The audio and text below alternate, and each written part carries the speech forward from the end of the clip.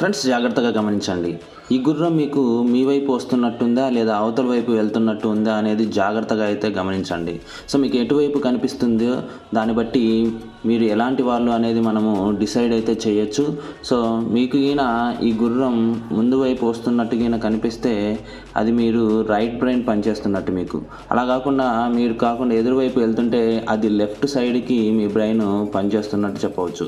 So దీన్ని బట్టి మీరు ఏం చెప్పొచ్చు అంటే లెఫ్ట్ బ్రెయిన్ పనిచేసే వాళ్ళు చాలా లాజికల్గా మరియు ఏ విషయాన్నైనా బాగా అనాలిసిస్ అయితే చేస్తారు. దాంతోపాటు ఏ పరిస్థితుల్లో అయినా స్థిరంగా ఉంటారు.